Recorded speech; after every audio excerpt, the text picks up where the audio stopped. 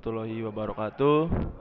Kami dari kelompok 4 ingin mempresentasikan materi tentang wake produk. Di sini di kelompok ini saya berempat. Saya Alif Aulia Harun dan Diva Alfi Syahrian, ada Asya Rizka Amalia dan Abdul Rozak. Untuk pembahasan yang akan kita bahas nanti itu ada tujuan dari wake produk ini, situasi umum, prinsip-prinsip dasar, contoh kasus, kelebihan dan kekurangan, dan terakhir ada kesimpulan dari wake produk ini. Eh, Beralih ke saya Diva Alfisyarian ingin membacakan materi tentang wake produk, yaitu pendahuluan. Metode wake produk adalah salah satu teknik dalam multi kriteria decision making atau MCDM yang digunakan untuk membantu dalam mengambilan keputusan dengan beberapa kriteria. Metode ini sering diterapkan dalam situasi di mana ada banyak alternatif yang harus dievaluasi berdasarkan beberapa kriteria yang berbeda.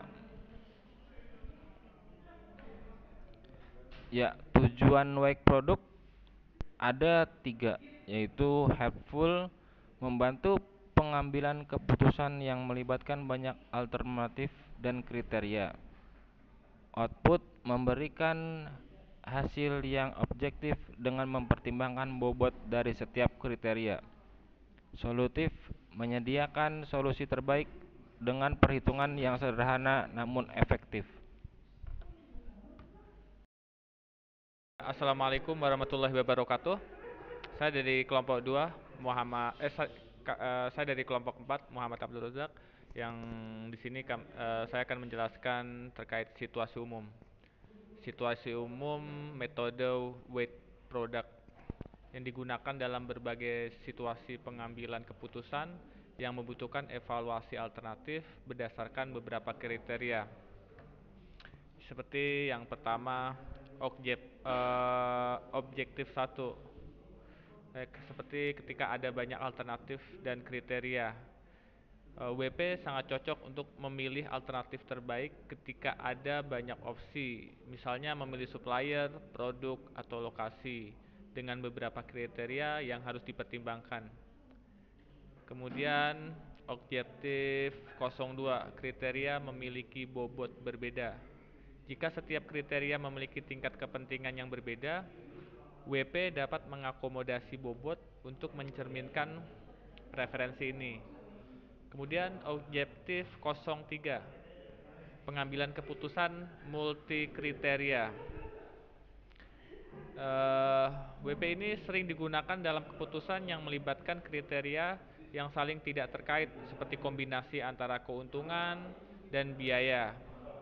Lanjut ke objektif 4, analisis perbandingan relatif, yang membandingkan nilai relatif alternatif berdasarkan preferensi terhadap kriteria yang telah ditentukan.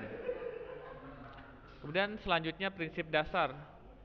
Pada metode weight product ini menggunakan operasi perkalian berbobot untuk menghitung nilai preferensi setiap alternatif, seperti bobot kriteria, normalisasi, perhitungan vektor S, implementasi of tactics, serta peringkat alternatif. Saya akan menjelaskan terkait bobot kriteria. Setiap kriteria itu diberi bobot yang mencerminkan tingkat kepentingan relatif terhadap kriteria. Terus bobot ini biasanya ditentukan melalui diskusi atau metode analitik lainnya. Kemudian penjelasan terkait normalisasi. Nilai setiap kriteria untuk alternatif tertentu yang diubah ke dalam skala yang sama menggunakan proses normalisasi. Ingin menjelaskan tentang kelebihan dan kekurangan dari wake produk tersebut. Kelebihannya yang pertama itu sederhana dan mudah dipahami. Selanjutnya dia itu fleksibilitas, mengakomodasi banyak kriteria, mempertimbangkan bobot kriteria, ada perbandingan yang jelas, mampu menangani kriteria yang berbeda, mendukung keputusan yang objektif, dapat diterapkan dalam berbagai alat, dan yang terakhir itu mendukung analisis sensitivitas. Kekurangannya itu yang pertama, sensitivitas terhadap bobot. Yang kedua, kesulitan dalam menentukan bobot. Yang ketiga, ada normalisasi yang rumit. Yang keempat itu asumsi kemandirian kriteria. Yang kelima, tidak memperhitungkan ketidakpastian. Yang keenam, keterbatasan dalam mengatasi kriteria yang berbeda. Yang ketujuh, hasil yang tidak selalu intuitif. Yang kedelapan itu kurangnya penanganan untuk kriteria kualitatif. Yang terakhir, bisa menghasilkan solusi yang terlalu sederhana. Udah, Bang. Baik, di sini saya Asa Rizka Amalia akan menjelaskan tentang contoh kasusnya. Di sini ada contoh soal. Yang pertama, kita mencari restoran terbaik dari ketiga tempat berikut. Dari mana restoran pertama bernama Riz Abis Restoran, yang kedua Shasha Restoran, dan yang ketiga Edgy Vibes Restoran. Nah, di sini ada kriteria yang digunakan untuk mencari restoran yang terbaik. Kriteria yang digunakan dalam pemilihan restoran ini ada 5. Yang pertama C1 kualitas makanan, C2 harga makanan, C3 pelayanan, C4 suasana, dan C5 jarak. Di sini juga ada bobot untuk menentukan restoran yang terbaik, di mana ada 5, 3, 4, 4, dan 2. 5 itu untuk kualitas makanan, 3 untuk harga makanan, 4 pelayanan, poin bobot 4 untuk suasana, dan jarak 2. Di sini kita membuat tabel bantu untuk mempermudah dalam pengerjaan soal tersebut. Next. Pada tahap yang pertama untuk mengerjakan ini kita melakukan filteralisasi kategori, di mana kita memisah 2 kategori. Yang pertama kriteria C1 yaitu kualitas makanan, C3 pelayanan, dan C4 suasana adalah kriteria keuntungan. Untuk kriteria yang kedua adalah C2 harga makanan, C5 jarak restoran. Nah, di sini kriteria ini adalah kriteria biaya. Semakin besar nilainya maka semakin buruk. Di tahap 2 ini kita menormalisasi perbaikan bobotnya, di mana dengan rumusnya itu sigma WJ, di mana WJ adalah tadi bobot yang ada, yaitu 5 tambah 3 tambah 4 tambah 4 dan tambah 2 sama dengan 18.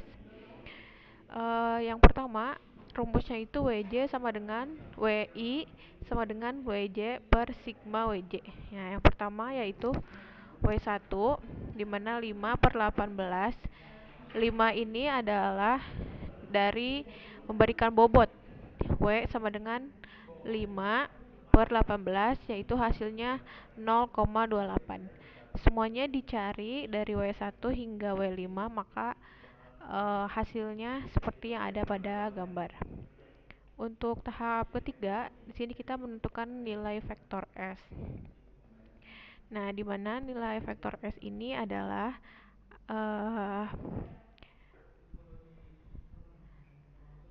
di sini adalah C1-nya itu kualitas makanan, dia mendapatkan untuk poin C1, restorannya dapat poin 42, R2 50, dan R3-nya 63. Jadi 42 itu tadi untuk kualitas makanan mendapatkan sigma WJ-nya itu sebesar 0,28. Jadi 42 pangkat 0,28, lalu harganya itu 66.000, pangkat min 0,17. Kenapa min? Karena yang seperti tadi dikatakan, semakin besar harganya atau semakin besar nilainya maka semakin buruk penilaiannya.